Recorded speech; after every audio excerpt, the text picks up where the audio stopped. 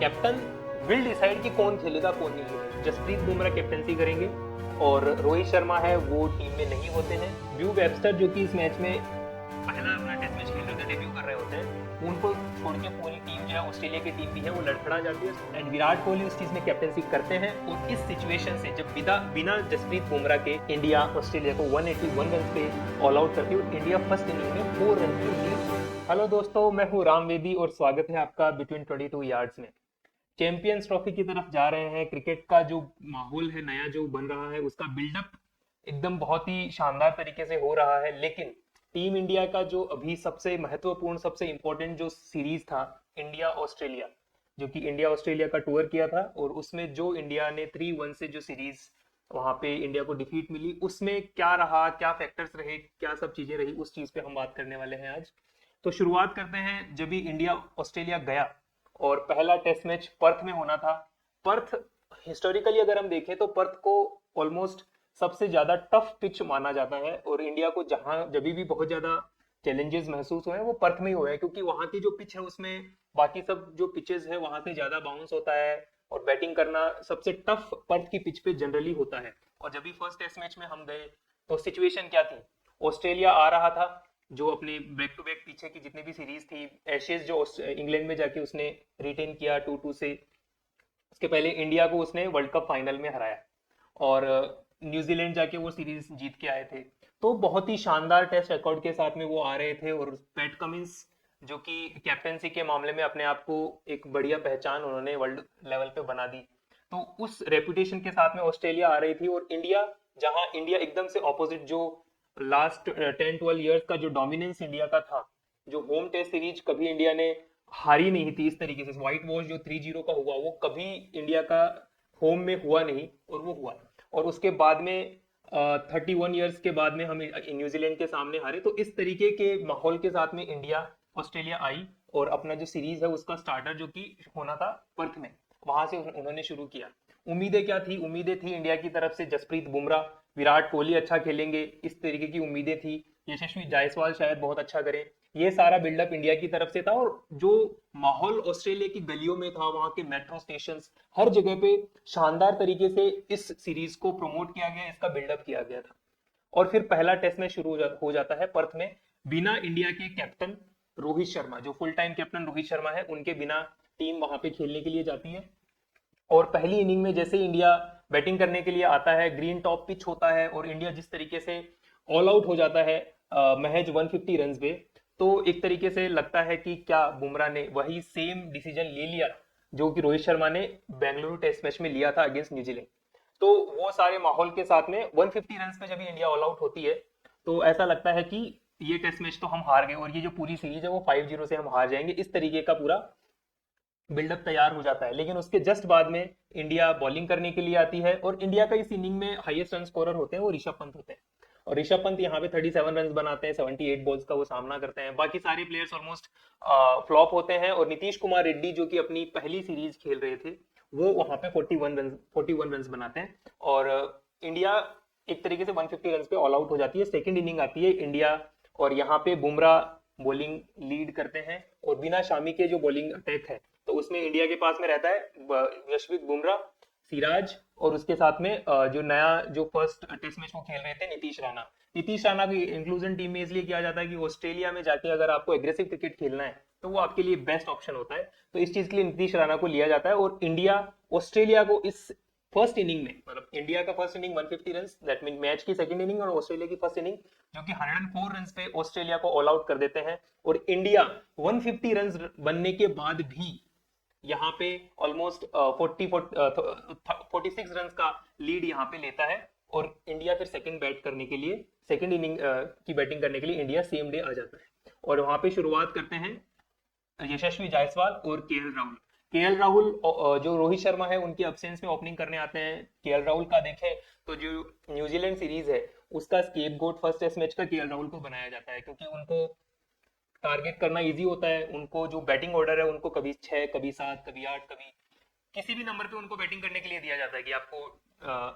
Team में wicket keeper की कमी है, केएल राहुल को बुला लो। सेकंड नंबर बैट्समैन की कमी है, केएल राहुल को बुला लो। चौथे नंबर पे खिलाना है, केएल को बुला लो। तो जो कुछ उसको एक तरीके से आलू बना के छोड़ दिया था। लेकिन फिर केएल राहुल आते हैं जो कि अपनी नेचुरल पोजीशन ओपनिंग करने के लिए आते हैं, और यशस्वी जायसवाल के साथ में 200 रन का स्टैंड वो फर्स्ट विकेट के लिए उस ग्रीन टॉप पिच पे, जो कि फर्स्ट इनिंग के अंदर इंडिया और ऑस्ट्रेलिया दोनों टीम्स को खेलने के लिए इतना टफ वो हो जाता है, उस पिच पे यशस्वी जायसवाल और केएल राहुल आके 200 रन का स्टैंड लेते हैं और इंडिया को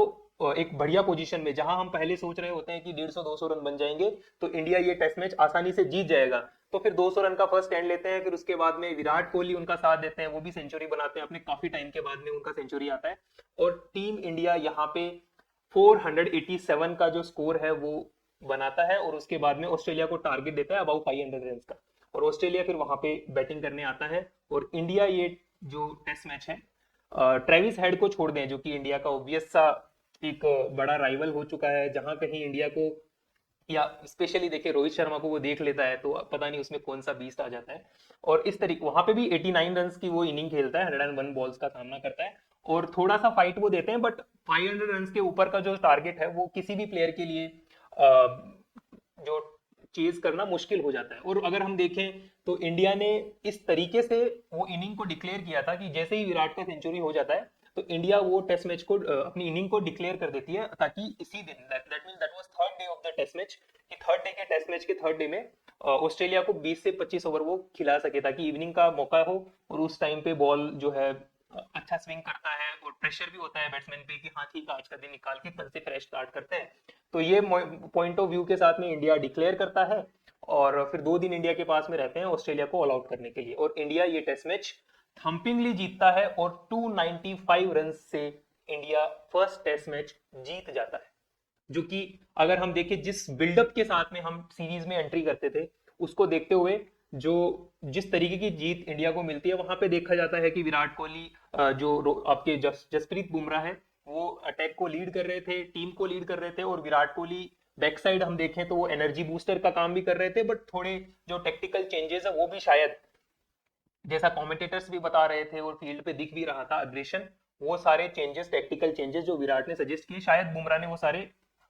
यूज किए, और उसकी वजह से शायद उनकी हेल्प की वजह से वीकेंड से इंडिया वो टेस्ट में जीत जाता है, और ऐसे लगता है कि अभी ये जो सीरीज है बहुत शानदार होने वाली है। बट जैसे ही टेस्ट चल रहा होता है उसी के बीच में हमारे full time captain he arrives and फिर सेकेंड टेस्ट मैच का बिल्डअप तैयार होता है, जहां पे India is leading the test series by 1-0 and Australia becomes the underdog, क्योंकि जिस तरीके का बैटिंग परफॉर्मेंस उनका होता है सेकंड इनिंग में भी, फर्स्ट इनिंग में 150 रन्स का टारगेट देने के बाद भी वो 150 रन्स पे इंडिया को ऑल आउट करने के बाद में भी वो जिस तरीके से फर्स्ट इनिंग में जो ट्रेल करते हैं वो भी 46 रन 150 रन्स का जहां पे मैच हो 46 रन की जो लीड होती है, जो ट्रेल होता है वो काफी बड़ा होता है, तो वो बड़ी लीड इंडिया के लिए कंसीड करते हैं। तो ये एक देखे तो इंडिया के लिए एक बड़ा बूस्टर था, और फिर इंडिया प्रिपरेशन शुरू करता है सेकेंड टेस्ट मैच के लिए जो कि एडिलेड में होना होता है और पिंक बॉल टेस्ट मैच होना होता है। ऑस्ट्रेलिया का रिकॉर्ड है पिछले काफी सालों से Australia pink ball test match हारा नहीं है, तो लास्ट जो सीरीज होती है इंडिया वर्सेस ऑस्ट्रेलिया उसके जो वुंड्स है जहां पे 36 ऑल आउट एडिलेड में India pink ball test match में जो उसको मिले हुए होते हैं वो भी थोड़े दिखाई देने लगते हैं कि क्या होने वाला है। We will go into the Adelaide and वहां पे हम किस तरीके से ये मैच को चलाने वाले हैं। तो उसके बाद में इंडिया जाता है सेकेंड टेस्ट मैच, उसके पहले प्राइम मिनिस्टर 11 के साथ में इनका 2 दिन का टेस्ट मैच का प्रैक्टिस होना होता है, बट बारिश की वजह से वो पूरा वॉश आउट हो जाता है और इंडिया कैसे जैसे करके वो 50-50 ओवर्स का वनडे टाइप का मैच होता है, पिंक बॉल से इंडिया प्रैक्टिस करता है मैच खेलता है, बट वहां पे बहुत ज्यादा फायदा इंडिया को मिलता नहीं है। फिर सेकेंड टेस्ट मैच में इंडिया जो पिंक बॉल टेस्ट मैच जो एडिलेड में होना होता है वहां पे जाते हैं, यशस्वी जायसवाल केएल राहुल वो ओपनिंग करते हैं और रोहित शर्मा डिसाइड करते हैं कि okay I will bat down the order, मैं निचले क्रम में जो छठे 5वें नंबर पे जहां पे वो बैटिंग करने के लिए रेडी हो जाते हैं, विराट अपने नंबर पे और शुभमन गिल जो फर्स्ट टेस्ट मैच में बाहर होते हैं वो भी इस टेस्ट मैच में आ जाते हैं और वो अपने नंबर 3 पे बैटिंग करते हैं, और इंडिया फर्स्ट इनिंग में 180 रन पे ऑल आउट हो जाती है। और जो पिंक बॉल टेस्ट मैच तो वही जो फर्स्ट टेस्ट मैच में जो यादें थी कि हमने 150 बनाने के बाद में भी ऑपोजिशन को हमने 104 रन पे ऑल आउट कर लिया था, बॉलिंग अटैक वही था, वही नीतीश राणा जसप्रीत बुमराह और सिराज के साथ में इंडिया जाती है, और शामी का अभी भी यहाँ पे भी कोई ऐसा चांस नहीं है कि वो खेल सके, क्योंकि ऑस्ट्रेलिया भी नहीं आए थे और इंडिया से भी उनके मेडिकल रिपोर्ट्स है वो बहुत ज्यादा प्रॉमिसिंग आए नहीं थे। तो फिर इंडिया सेकंड टेस्ट मैच में जाता है, 180 रन पे ऑल आउट हो जाती है इंडिया, और फिर ऑस्ट्रेलिया बैटिंग करने के लिए आता है। तो वहां पे ऑस्ट्रेलिया के जो शुरुआती जो दोनों भी बैट्समैन है, उस्मान ख्वाजा, नेथन मैक्सवेनी, इन दोनों को बहुत ज्यादा खेलने नहीं देते हैं, और जल्दी ही उनके एक फर्स्ट विकेट 24 रन पे और सेकंड विकेट 91 रन पे आ जाता है। लेकिन वहां पे क्या होता है फिर इंडिया की तरफ से थोड़ी technical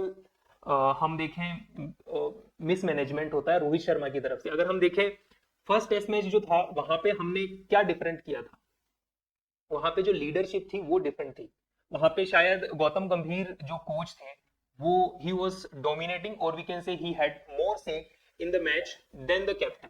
and maybe captain and coach, जो कैप्टन है he was like a new captain, तो वो शायद सीखना चाह रहे होंगे कोच से। और जब आपके पास एक कैप्टन हो जिसने आपकी टीम को वर्ल्ड कप फाइनल में लेके गया हो और वो काफी एक्सपीरियंस्ड हो, तो शायद उसका ईगो भी शायद कोच के सजेशंस को, शायद बाद में कुछ खबरें भी आई कि टीम मीटिंग में टीम कुछ और डिसाइड होती है और उसके बाद में जो बाहर गेम खेलने के लिए आते हैं तो कैप्टन कुछ और टीम लेके जाते थे। तो ये सारी चीजें हुई होंगी, वी डोंट नो, बट वो एक डिफरेंस था। और यहाँ पे ऑस्ट्रेलिया जो फर्स्ट इनिंग जो है उसमें लीड लेता है, और 180 रन इंडिया के अगेंस्ट जो बने थे उसमें 337 उसके अगेंस्ट ऑस्ट्रेलिया बनाता है। That mean it is almost 157 run का लीड जो है वो ऑस्ट्रेलिया जो एडिलेड टेस्ट था, जो पिंक बॉल टेस्ट मैच था, उसमें ऑस्ट्रेलिया ये लीड लेता है।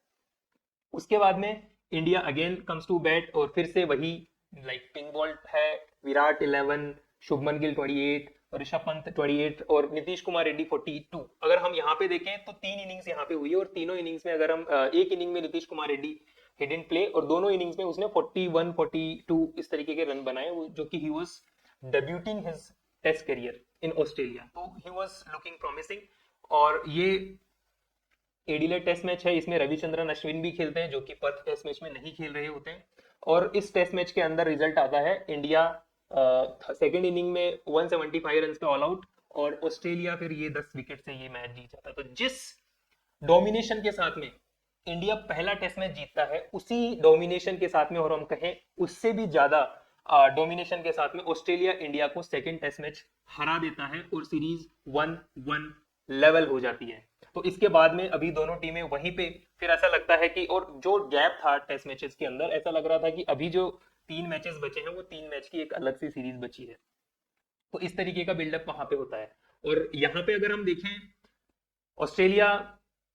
जब वापसी कर चुका है, तो ऑस्ट्रेलिया कैसी टीम है कि once they have a lead, और वंस दे थिंक कि उनके पास में अभी दे हैव द मोमेंटम, तो वो मोमेंटम लूज करे ऐसा बहुत कम होता है। जब वो एटलीस्ट होम एडवांटेज उनके पास में हो तो ये बहुत, तो जो बीच में फर्स्ट और सेकंड टेस्ट मैच का जो गैप था, उस गैप को किसने बहुत अच्छे से यूज किया? The team was Australia. और इंडिया ने उस गैप का मतलब उसको एक तरीके से बर्बाद किया, और ऑस्ट्रेलिया को वो सीरीज के अंदर एडवांटेज मिला, एंड ऑस्ट्रेलिया वेंट 1-1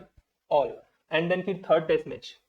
द टूटा है गाबा का घमंड, ये जो लास्ट टाइम विवेक राजदान की लाइंस थी, और वो सही भी थी। शायद लास्ट टाइम हमने गाबा का घमंड तोड़ा था, और उसके बाद में जस्ट हमने तोड़ा नहीं, हमने वो घमंड तोड़ने का घमंड भी वापस आ गया था, और इस बार ऑस्ट्रेलिया ने वो जो घमंड आया था उसको वापस से तोड़ दिया, ऐसा वहां पे लगा। और हम देखें गाबा की जो पिच है जनरली जैसी होती है उससे अच्छी पिच यहाँ पे इस बार दिखी, क्योंकि इतना ज्यादा घास पिच पे नहीं था, और ऑस्ट्रेलिया फर्स्ट इनिंग खेलने के लिए, बैटिंग करने के लिए आई थी, और ऑस्ट्रेलिया 445 रन यहाँ पे इंडिया के अगेंस्ट बना देते हैं। फर्स्ट इनिंग की अगर हम बात करें तो यहाँ पे उस्मान ख्वाजा और नेथन मैक्सवेनी, इन दोनों बैट्समैन और टॉप 3 के जो बैट्समैन है, इनको इंडिया बहुत जल्दी आउट कर लेती है। अगर हम विकेट्स की बात करें तो 75 फॉर 3 ये ऑस्ट्रेलिया का स्कोर लाइन होता है। और जो आपके ओपनर्स हैं उस्मान ख्वाजा, नीदन मैक्सवेनी, ये 21 और 9 और मार्नस लाबुशेन, ये 12 रन के स्कोर पे आउट हो जाते हैं। बट फिर जो मार्नस लाबुशेन ये आउट हो जाता है, उसके बाद में जो स्टीव स्मिथ है जो कि आउट ऑफ फॉर्म बहुत टाइम से चल रहे थे, फिर वो ओपनर भी आए, जो न्यूजीलैंड की अगेंस्ट सीरीज थी वहां पे वो ओपनर भी आए, वहां पे भी वो नहीं खेल पाए अच्छे से। तो फिर वापस से वो अपने बैटिंग ऑर्डर पे, जो कि 4 नंबर उनका ऑर्डर है, वहां पे आते हैं। एंड स्टीव स्मिथ और उसके साथ में ट्रेविस हेड, जो इंडिया, स्पेशली हम देखें ऑस्ट्रेलिया, रोहित शर्मा, उसका जो एक तरीके से राक्षस की तरह उनके पीछे पड़ा है, तो वो आते हैं 152 रन वो बनाते हैं और स्टीव स्मिथ 101 रन बनाते हैं। और हम इस टाइम पे अगर हम मैच को देखते हैं तो हमें पता चलता है कि किस तरीके की फील्ड, जब आपको 3 विकेट्स टॉप ऑर्डर के मिल चुके हैं उसके बाद में कैसा फील्ड वहां पे होना चाहिए। एकदम से सिंगल खोल देते हैं रोहित शर्मा, बैट्समैन बैटिंग के लिए इजी कर देते हैं, विकेट लेने की जगह पे वहां पे डिफेंसिव अप्रोच में चले जाते हैं। और इसके बाद में ऑस्ट्रेलिया इंडिया के सामने 445 रन का जो स्कोर है वो बनाती है। और इंडिया के लिए एक बहुत ही डिसएडवांटेज होता है। और ऐसा भी लगता है कि अगले 2 दिन का जो फोरकास्ट है वो बहुत अच्छा नहीं होता। तो जब हम 445 रन फर्स्ट इनिंग में जब किसी कोई टीम बना देती है तो फिर जो सेकंड बैटिंग करने आएगी उस टीम के लिए डेफिनेट सा एक सिचुएशन बन जाता है कि इधर we can save this test match और we can lose this test match. तो वो कोई विन वाला जो माइंड सेट है वहां से टीम के लिए वो खत्म सा हो जाता है एक तरीके से। फिर इंडिया बैटिंग करने के लिए आता है यशस्वी जायसवाल और के एल राहुल, ये दोनों ओपनर आते हैं। और जो इंडिया के टॉप 3 हम देखें, के एल राहुल बैटिंग करते हैं काफी देर तक, बट यशस्वी जायसवाल, शुभमन गिल और विराट कोहली ये तीनों, और उसके बाद ऋषभ पंत, ये चारों बैट्समैन है बहुत ही कम रन के साथ में आउट हो जाते हैं। इसके बाद में आते हैं जो छठे नंबर पे बैटिंग करने के लिए कैप्टन रोहित शर्मा। कैप्टन आते हैं और कैप्टन जैसे आते हैं वैसे चले जाते हैं। और 10 रन की वो जो पारी 27 बॉल्स में वो खेल के, तो इस सीरीज में एक चीज पता चलती है। और न्यूजीलैंड सीरीज में भी अगर हम देखें तो न्यूजीलैंड सीरीज के सेकंड और थर्ड टेस्ट मैच में टोटल अगर हम देखें तो 80 विकेट्स गए। उनमें से 4 विकेट्स ऐसे थे जो कि रोहित शर्मा के थे जो फास्ट बॉलर्स के सामने गए, बाकी सारे 76 विकेट्स जो थे उनको स्पिनर्स ने आउट किया। तो यहाँ पे अगर हम देखें फास्ट बॉलिंग था और इस तरीके की पिच थी, तो रोहित शर्मा अगेन वो 10 रन की पारी जो धुआंधार पारी खेल के चले जाते हैं पेवेलियन में वापस। और फिर रविंद्र जडेजा के साथ साथ में के एल राहुल बैटिंग करते हैं और टीम का स्कोर कैसे जैसे करके 260 रन तक पहुंचाते हैं। और इसमें नीतीश कुमार रेड्डी इस मैच में 16 रन की पारी खेलते हैं। और आकाशदीप जो है वो और जसप्रीत बुमराह वो कैसे जैसे करके जो फॉलो ऑन इंडिया को खेलना होता है वो बचा लेते हैं। अगर आप मैच देखें और उसकी हाइलाइट्स देखें तो आपको पता चलेगा कि आकाशदीप और जसप्रीत बुमराह ये दोनों उस टेस्ट मैच में इस तरीके से ब्लॉक करते हैं बॉल्स जैसे तो इनके ओपनर्स ने भी नहीं की थी। और 44 और 38 लाइक 80-90 बॉल्स खेल के वो लास्ट विकेट की पार्टनरशिप करते हैं और इंडिया को फॉलो ऑन से बचा लेते हैं। फॉलो ऑन बचने से फायदा ये होता है कि इंडिया को सेकंड बैट करने के लिए नहीं आना पड़ा। और शायद जो, और ये फोर्थ डे था, फोर्थ डे का इवनिंग हो गया था, तो अगर फिफ्थ डे को अगर इंडिया को बैटिंग करनी पड़ती तो शायद इंडिया ये टेस्ट मैच हार भी सकता था डायरेक्टली। बट उसके बाद में ऑस्ट्रेलिया को सेकेंड इनिंग में बैटिंग करने आना पड़ता है। और ऑस्ट्रेलिया ऑलरेडी लीड ले चुका होता है, काफी लीड उनके पास में होता है, तो उनका टारगेट रहता है जितना जल्दी हो सके, क्योंकि ओवरकास्ट जो फोरकास्ट होती है वो ऑलमोस्ट बारिश होनी है इस तरीके की होती है। तो ऑस्ट्रेलिया का टारगेट होता है जितना टारगेट बने जल्दी से टारगेट देते हैं और आगे इंडिया को बैटिंग करने के लिए बुलाते हैं। और इंडिया को वो टारगेट छोटा 200 समथिंग रन का टारगेट देके ऑस्ट्रेलिया सेकंड इनिंग में बैटिंग करने के लिए जब आता है तो वो एक अलग अप्रोच के साथ में आता है कि हमें जितना भी टाइम मिले, जितनी भी बॉल्स मिले, जल्दी जल्दी खेलनी है और हमें एज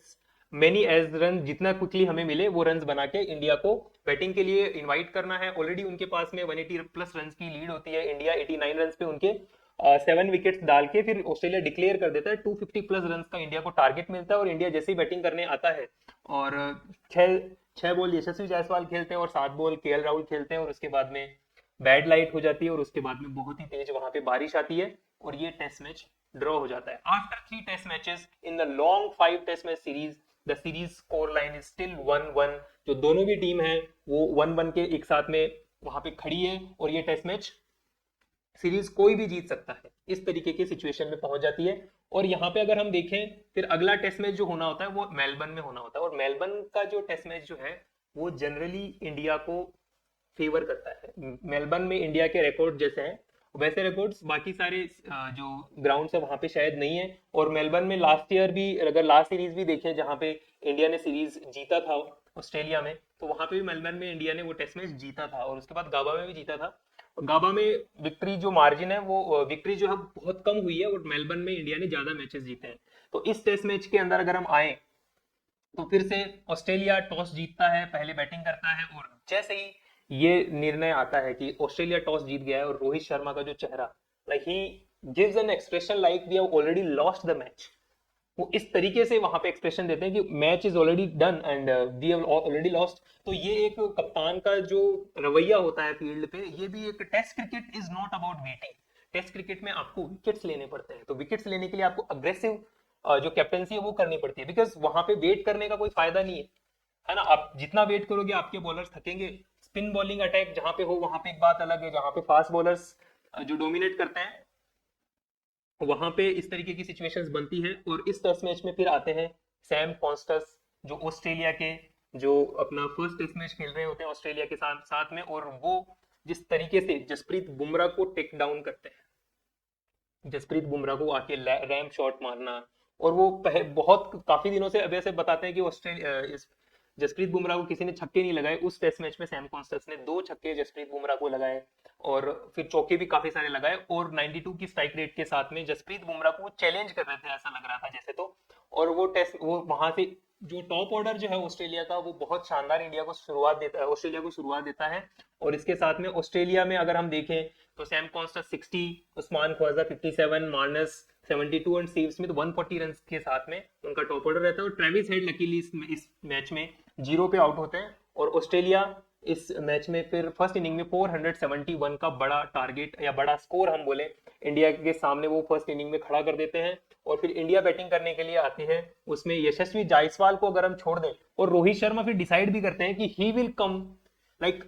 केएल राहुल के लिए जो अभी तक जो सब चल रहा था वो ओपनर आते थे, ओपनिंग में उन्होंने पूरी सीरीज में अच्छा किया, बढ़िया एवरेज के साथ में खेल रहे थे, बढ़िया बैटिंग कर रहे थे। और केएल राहुल जो है उनको अपने नेचुरल नंबर जो कि पूरी सीरीज में खेलते आ रहे थे वहां से नीचे उनको बैटिंग करने के लिए कहा। और जो अपने सेल्फलेस कैप्टन है रोहित शर्मा वो ओपनिंग करने के लिए आते हैं यशस्वी जायसवाल के साथ में। और वो 3 रन की जो बड़ी पारी उन्होंने खेली होती है उसके साथ में वो पेवेलियन लौट जाते हैं। उसके साथ में फिर Virat Kohli 36 run, merely 36 run पे वो एक सेंचुरी उनकी जो आई थी फर्स्ट टेस्ट मैच में, उसके बाद में वो उनका बल्ला भी एक तरीके से ऐसे लगता है कि खामोश हो गया। लेकिन कैसे जैसे करके बाद में नीतीश कुमार रेड्डी जो है वो वाशिंगटन सुंदर के साथ में अपना पार्टनरशिप बिल्ड करते हैं और वो एक बड़ा सेंचुरी बनाते हैं ऑस्ट्रेलिया के अगेंस्ट मेलबर्न में। And it was a moment to cherish for him for life, like वो अपनी जिंदगी भर इस मोमेंट को याद कर सकते हैं, इस तरीके का उन्होंने पारी खेला होता है। और जो बड़ा लीड ऑस्ट्रेलिया को मिल रहा था पहले, तो ये वाशिंगटन सुंदर और नीतीश कुमार रेड्डी मिलकर ये मेक श्योर करते हैं कि वो बड़ा लीड, उतना बड़ा लीड ऑस्ट्रेलिया को ना मिले। और ऑस्ट्रेलिया मेयरली 104 रन की लीड पे रुक जाता है। फिर ऑस्ट्रेलिया बैटिंग करने के लिए आता है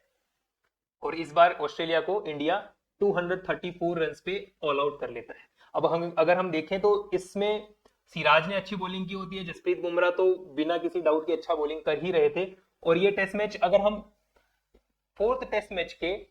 फाइनल डे पे हम खड़े हैं और इंडिया को अभी टारगेट है ऑलमोस्ट अगर हम देखें 104 और 300 समथिंग रन का इंडिया को टारगेट होता है। और इंडिया को ये टेस्ट मैच जीतने के लिए जो चांस है 90 ओवर्स के ऑलमोस्ट अराउंड ओवर्स होते हैं। बट इंडिया पहले जो बैटिंग हो रही होती है उसमें यशस्वी जायसवाल 84 रन, जो रोहित शर्मा है वो 40 बॉल्स में 9 रन बना के आउट हो जाते हैं। और जब उनसे मैच के रिजल्ट के बाद में पूछा जाता है तो ही सेज कि हम जीतने के लिए जा रहे थे। तो जो स्कोर लाइन उनका खुद का दिखता है स्कोर बोर्ड पे उसको देखते हुए लग नहीं रहा था। और उनके जो टॉप ऑर्डर है यशस्वी जायसवाल 84 रन 208 बॉल्स में बनाते हैं, रोहित शर्मा 9 रन से 40 बॉल्स में बनाते हैं, केएल राहुल है वो जल्दी आउट हो जाते हैं उस टेस्ट मैच में। उस इनिंग में देखो आप किसी बैट्समैन का बार बार बैटिंग ऑर्डर चेंज करोगे तो उसको फेल होना,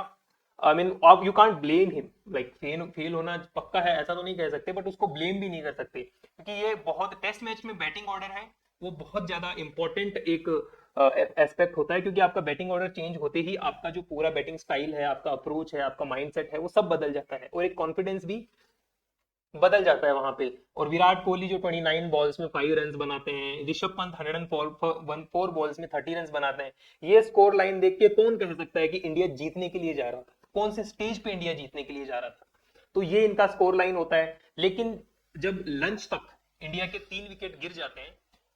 उसके बाद में जो टी टाइम इंडिया बैटिंग करने के लिए आता है जिसमें यशस्वी जायसवाल और ऋषभ पंत जिस कंपोजर के साथ में बैटिंग करते हैं और लग भी रहा होता है कि they are going for a draw which was a right decision to make at that point of time. तो वो ड्रॉ के लिए जा रहे होते हैं, ऐसा लगता है कि इंडिया ये टेस्ट मैच आसानी से ड्रॉ करवा लेगा क्योंकि आपको जस्ट एक सेशन बैटिंग करनी है जिसमें ऑलमोस्ट 30-40 ओवर्स रहेंगे और आपके अभी भी 7 विकेट्स आपके हाथ में और आपने एक सेशन अभी बैटिंग कर चुके हो। और 5वां दिन टेस्ट मैच का है, पिच मदद करेगी बॉलर्स को लेकिन वो थक भी तो जाएंगे, ये भी था। और जो पैट कमिंस का उस टेस्ट मैच में जो अप्रोच था वो इस तरीके का अप्रोच था कि उन्होंने जब तक ये श्योर ना हो जाए कि हम ये टेस्ट मैच हारेंगे नहीं, तब तक उन्होंने कोई अग्रेसिव स्टेटमेंट नहीं लिया। लाइक कोई भी अग्रेसिव इस तरीके की फील्ड नहीं लगाई, कुछ भी। They were all going defensive, boundary riders थे चारों तरफ, बाउंड्री पे फील्डर्स लगे हुए थे ऋषभ पंत के लिए खासकर, क्योंकि जब ऋषभ पंत को एक बार आपने मार्जिन दे दिया, उसको हिटिंग करने का मौका दे दिया, तो he can take the game away from you any time. तो इस तरीके की सिचुएशन थी, इंडिया अच्छा खेल रहा था और उसके बाद में ऋषभ पंत एक रैश शॉट खेलते हैं और यहाँ पे ट्रेविस हेड वो कैच ले लेते हैं और वहां से इंडिया की जो बैटिंग लाइनअप है वो ताश के पत्ते की तरह गिरने लगती है, जो कि आपका चौथा विकेट, फोर्थ विकेट जो है वो ऋषभ पंत का 121 रन पे जाता है और उसके बाद में इंडिया 155 पे ऑल आउट होके ये टेस्ट मैच हार जाती है। ये टेस्ट मैच इंडिया कभी भी लग नहीं रहा होता है कि ये टेस्ट मैच इंडिया जीतने के लिए जा रहा था, ये टेस्ट मैच इंडिया ड्रॉ करने के लिए ही जा रहा था। बट जैसे ही मैच पूरा होता है, कैप्टन स्टॉक होती है, तो उसमें रोहित शर्मा आके कहते हैं कि we were going for a win in this test match, जिसमें हम स्कोर लाइन देखेंगे तो हमें कहीं से भी नहीं लगेगा कि ये जो टीम है वो जीतने के लिए वहां पे गई है। या इस टेस्ट मैच को particularly after in the last inning on the final day of the test match I would say कि जीतने के लिए वो जा रहे हैं। तो वो टेस्ट मैच फिर इंडिया हार गई और जो अब सीरीज जो है, जो फर्स्ट टेस्ट मैच में जो इंडिया ने 1-0 का लीड लिया था, अब ऑस्ट्रेलिया यहाँ पे 2-1 का लीड ले चुका होता है। और ये अगर हम रिकॉर्ड देखें पीछे का, तो ऑस्ट्रेलिया न्यूजीलैंड के सामने 3 टेस्ट मैच ऑस्ट्रेलिया न्यूजीलैंड जीत चुका होता है, इंडिया 3-0 से हार चुका होता है। उसके बाद में जसप्रीत बुमराह ने एक टेस्ट में कैप्टनशिप करता है, वो टेस्ट मैच इंडिया जीत जाता है। फिर 3 टेस्ट मैच, अगर हम गाबा वाला टेस्ट मैच देखें तो इंडिया वो मैच हार चुका था, वो ड्रॉ इसलिए हुआ क्योंकि बारिश आई, otherwise that match was not supposed to be drawn. तो वो टेस्ट मैच ड्रॉ होता है। एक तरीके से हम देखें 3 टेस्ट मैच इंडिया ने हारे और हम स्कोर लाइन जो है उसको देखें तो 2-1 के साथ में इंडिया ये सीरीज में पीछे हो जाता है। 2 टेस्ट मैच ऑस्ट्रेलिया जीत जाता है और चौथे टेस्ट मैच के पहले बहुत सारे ड्रेसिंग रूम लीक्स आते हैं। बात होती है कि गौतम गंभीर कह रहे हैं enough is enough and Rohit Sharma के लिए बात आती है कि he is not playing, may be he is retiring. इसके पहले सेकेंड टेस्ट मैच के बाद में या थर्ड टेस्ट मैच के बाद में ऑलरेडी अश्विन को रिटायरमेंट लेना पड़ता है, जिस तरीके के उनके स्टेटमेंट आते हैं उसको देखते हुए। और वो ऑस्ट्रेलिया गए हैं तो खेलने के लिए गए हैं, तो वो रिटायरमेंट लेने के लिए ऑस्ट्रेलिया नहीं गए थे। तो ऑस्ट्रेलिया में जिस तरीके से अचानक से उन्होंने थर्ड टेस्ट मैच के बाद में आके रिटायरमेंट अनाउंस किया होता है, उन सारे सर्कमस्टेंसेस को देख के लगता है कि इंडिया ड्रेसिंग रूम में सब कुछ सही नहीं चल रहा था और उसकी रिपोर्ट्स जो है वो बाहर आने लगती है। ड्रेसिंग रूम में क्या डिस्कशन चल रहे हैं वो लीक होने लगते हैं। बाद में पता चलता है कि वो ड्रेसिंग रूम डिस्कशंस जो है वो सरफराज खान ने लीक किए थे। तो ये सारी सिचुएशंस आती है और इस सारे बिल्डअप के साथ में इंडिया चौथे जो फाइनल 5th टेस्ट मैच है वो जीतने के लिए जाते हैं। और उस टेस्ट मैच के पहले गौतम गंभीर आके अपना प्रेस कॉन्फ्रेंस में बोलते हैं कि dressing room which is honest is the real dressing room, और इस तरीके की बातें करते हैं। और कल कौन टीम में खेलेगा, इस सवाल के जवाब में गौतम गंभीर बोलते हैं कि कल हम पिच देखेंगे और पिच कैसी है उसको देख के हम डिसाइड करेंगे कि रोहित शर्मा खेलेंगे, कि कौन खेलेगा कौन नहीं खेलेगा। जब आपका क्वेश्चन है कि रोहित शर्मा खेलेंगे कि नहीं खेलेंगे, तो ही इज अ कैप्टन, तो कैप्टन के ऊपर कोई क्वेश्चन आ रहा है तो यू कांट से कि पिच को देख के हम खेलेंगे। कैप्टन विल डिसाइड कि कौन खेलेगा कौन नहीं खेलेगा। तो ऑब्वियसली वहां पे हम देखें तो रोहित शर्मा को गौतम गंभीर ने ड्रॉप कर दिया था टीम से। और सिडनी टेस्ट मैच जो कि पिंक टेस्ट मैच होना था, not pink ball test match, जो कैंसर के लिए जो लोगों के लिए मदद के लिए वो टेस्ट मैच समर्पित होता है ऑस्ट्रेलिया में हर साल। ऑस्ट्रेलिया का अगर हम टेस्ट सीरीज देखें तो हर टेस्ट मैच का कोई ना कोई सिग्निफिकेंस वहां पे होता है। न्यू ईयर्स टेस्ट है, आपका जो बॉक्सिंग डे टेस्ट मैच है, फिर ये सिडनी का टेस्ट मैच अगर हम देखें तो वो पिंक टेस्ट मैच होता है फॉर कैंसर से रिलेटेड कुछ तो उनका मूवमेंट चलता है उस चीज को लेकर। तो ये 5th टेस्ट मैच में इंडिया जैसे ही जाता है वहां पे जसप्रीत बुमराह कैप्टनसी करेंगे और रोहित शर्मा है वो टीम में नहीं होते हैं। और ओपनिंग करने के लिए फिर से आपके पास में यशस्वी जायसवाल और जो आपके केएल राहुल है वो आएंगे। फिर से इनका बैटिंग ऑर्डर चेंज कर देते हैं। गिल को जिनको फर्स्ट टेस्ट मैच में बिठाया, सेकंड फोर्थ टेस्ट मैच में बिठाया था, उनको टीम में वापसी होती है और यशस्वी जायसवाल और केएल राहुल शुरुआत करते हैं। सिडनी टेस्ट मैच होती है और अगर हम इन 5 टेस्ट मैच की बात करें तो सबसे ज्यादा जो टफ पिच होती है वो होती है सिडनी की, और सेकेंड टफ पिच होती है वो होती है पर्थ की। क्योंकि जो किसी भी पिच को अगर आपको जज करना है तो जब तक दोनों टीम्स बैटिंग ना कर ले तब तक वी कांट जज द पिच। तो वहां पे अगर हम देखें इंडिया ने फर्स्ट इनिंग में 185 रन बनाए होते हैं और फिर लगता है कि इंडिया की बैटिंग लाइनअप फिर से एक बार यहाँ पे बैकफुट पे है। इंडिया ने बढ़िया बैटिंग नहीं की है। विराट वहाँ पे 17 रन, जो कि फर्स्ट मैच का उनका 7th सेंचुरी है, उसके बाद में उनकी फॉर्म इसी तरीके की चल रही होती है। ऋषभ पंत 40 रन बनाते हैं इस इनिंग में और रविंद्र जडेजा 26 रन का योगदान देते हैं और इंडिया 185 रन पे ऑल आउट हो जाता है। और फिर आती है ऑस्ट्रेलिया बैटिंग करने के लिए। Now you will see the difference कि इस सीरीज को जीत और हारने में क्या डिफरेंस था, वो डिफरेंस आपको यहाँ पे पता चलेगा। ऑस्ट्रेलिया फर्स्ट इनिंग बैटिंग करने के लिए आता है। सैम कॉन्स्टेंस, उस्मान ख्वाजा का जो इवनिंग में जो जाते वक्त लास्ट बॉल जो होती है उस पर जो कंट्रोवर्सी होती है कि सैम कॉन्स्टेंस और उस्मान ख्वाजा जो पिच पे टाइम वेस्ट करने के चाहते हैं ताकि जल्दी से जल्दी मैच पूरा हो और उसके बाद में जल्दी से जल्दी टाइम पूरा हो, स्टंप्स हो और उसके बाद में शायद वो they can come tomorrow and play well. लेकिन वहां पे सैम कॉन्स्टेंस और जसप्रीत बुमराह का थोड़ा हीटअप होता है और वो बॉल का जो उस चीज का खामियाजा जो है वो आपको उस्मान ख्वाजा है उनको भुगतना पड़ता है और वो उसी बॉल पे बोल्ड हो जाते हैं, आउट हो जाते हैं। और इसके बाद में ऑस्ट्रेलिया बैटिंग करने आया हुआ होता है और ब्यू वेबस्टर जो कि इस मैच में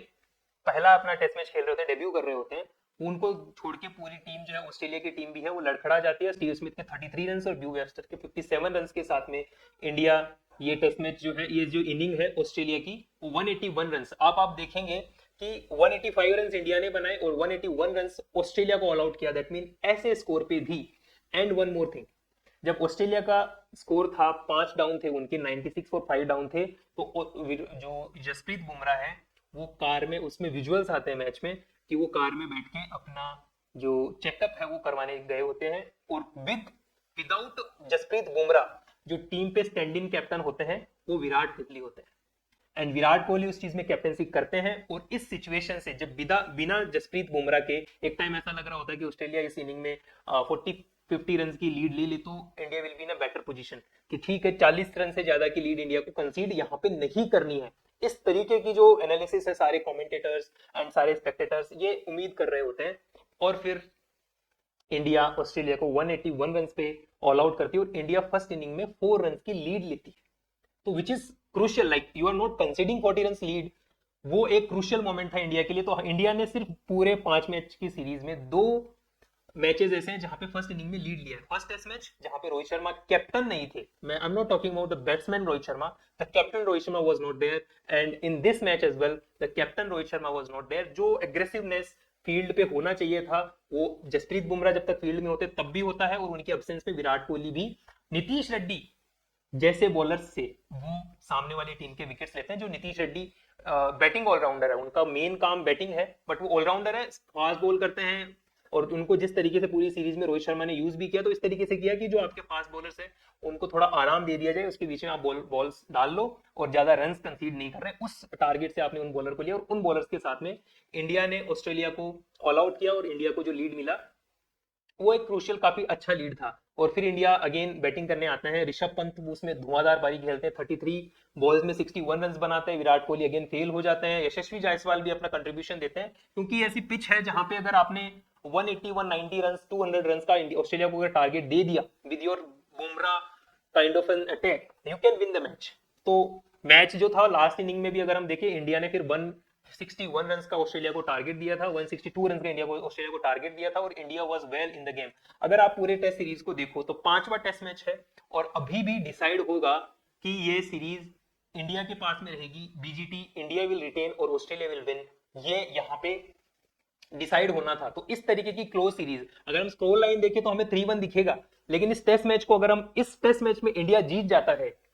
अगर ऑस्ट्रेलिया को इंडिया 161 रन के पहले ऑल आउट कर देता है तो ये टेस्ट मैच जो है इंडिया, ये जो टेस्ट सीरीज है 5 टेस्ट सीरीज, इंडिया 2-2 से लेवल कर लेगा और जब 2-2 से सीरीज लेवल होता है तो जो आपकी विक्ट्री जो है या फिर हम बोलें कि जो बीजीटी की ट्रॉफी जो है वो उस टीम के साथ में रहती है जिसने पीछे वाली बीजीटी जीती होती है जो कि इंडिया थी। तो अगर इंडिया ये मैच जीत जाता तो 2-2 के साथ में इंडिया ये सीरीज रिटेन कर लेता। लेकिन फिर वहां पे ऑब्वियसली सब लोग यही उम्मीद कर रहे होते हैं कि एक दिन बाद में जब जसप्रीत बुमराह आ रहे हैं तो ही विल बॉल,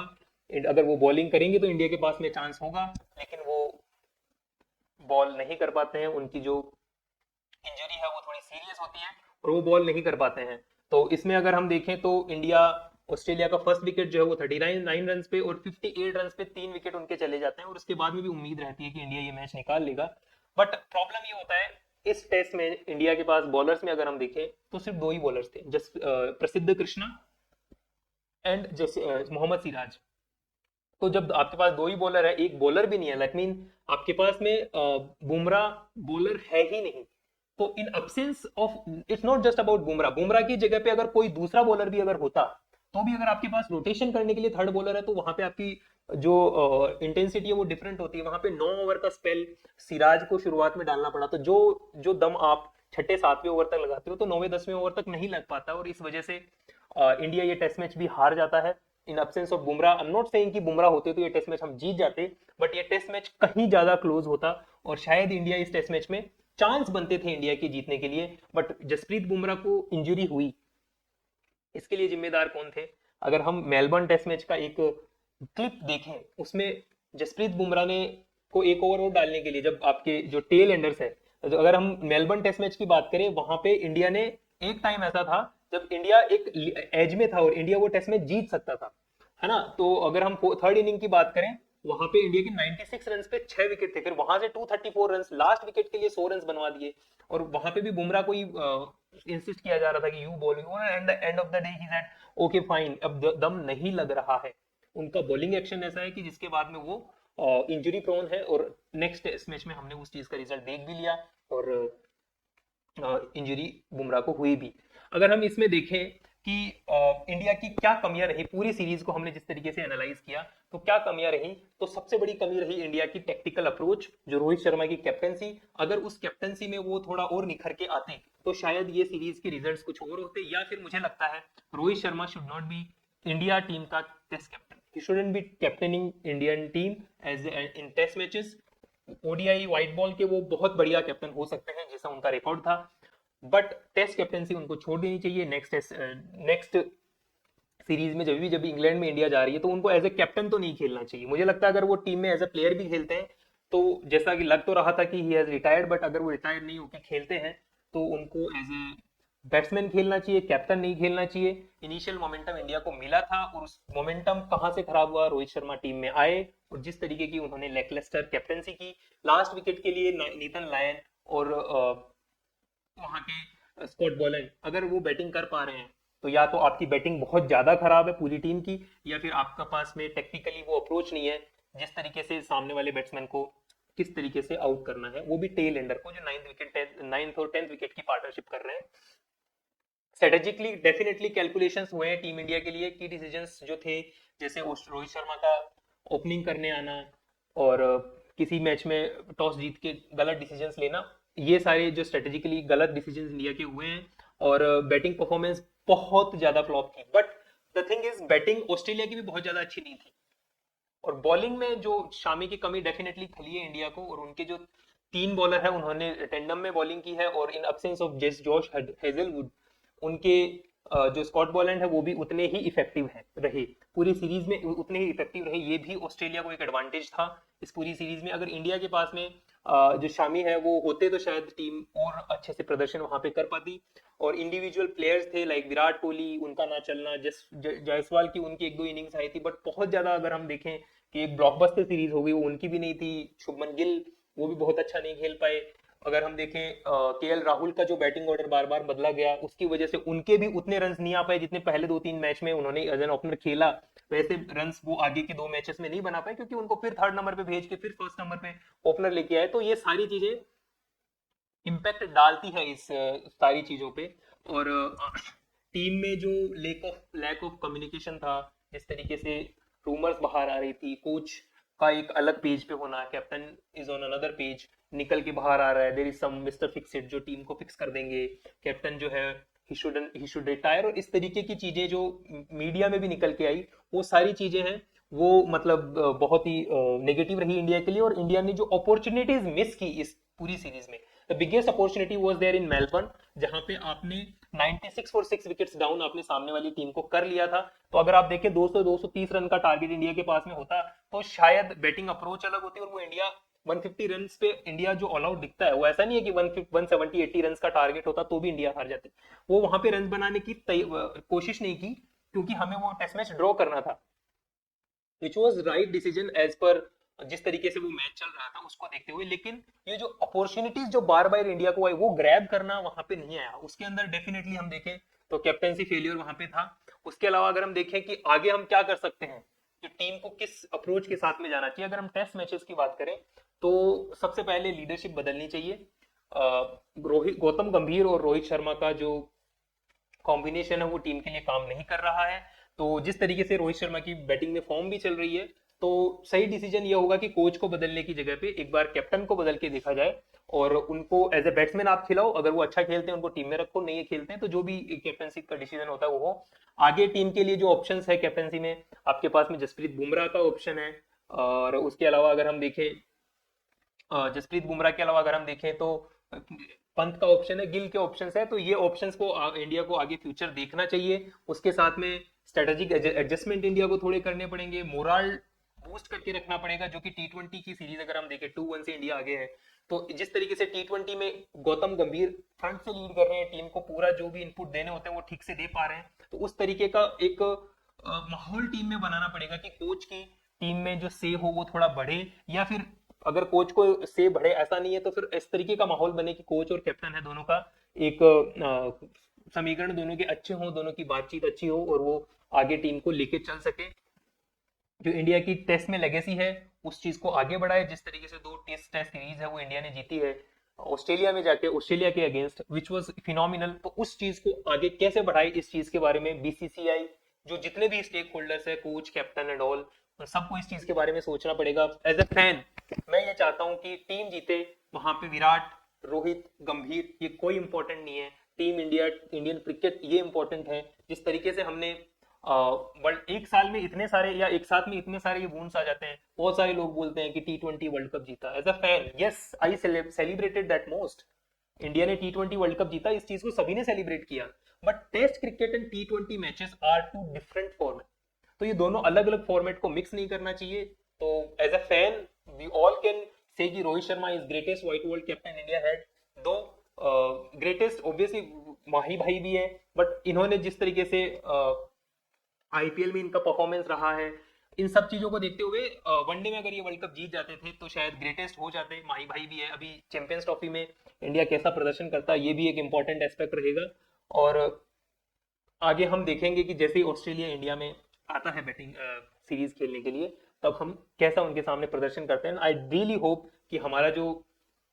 जो सीरीज है और जो हमारा बैटिंग ऑर्डर है वो थोड़ा डिफरेंट दिखे इससे। रोहित, जो विराट कोहली संजय बांगड़ के साथ में मिलकर जिस तरीके से प्रैक्टिस कर रहे हैं वो चीज देखें। संजय बांगड़ एक ऐसे है जिनके साथ में 2014 से 19 तक विराट के साथ में उन्होंने काम किया है। वो बैटिंग कोच थे जब विराट कैप्टन थे, और उस वक्त में विराट के लॉर्ड्स ऑफ रन्स भी आए थे। तो होपफुली विराट भी अच्छा खेलेंगे। विराट अगला ऑस्ट्रेलिया सीरीज जब आए, इंडिया जब ऑस्ट्रेलिया जाए वहां तक खेले, हम ऐसा उम्मीद करते हैं। रोहित शर्मा के फुटबॉल काम नहीं कर रहे हैं, वो अपना काम करे और इस तरीके से अगर अपना आपको प्रूव करे तो वो भी टीम में बने बने रहे। और एज अ फैन हम देखना चाहते हैं कि इंडिया ऐसा नहीं है कभी हारेगी नहीं, इंडिया हारेगी भी, हम उसके साथ तभी भी हैं, और इंडिया जीतेगा तो ऑब्वियसली हम उस चीज को सेलिब्रेट करेंगे। बट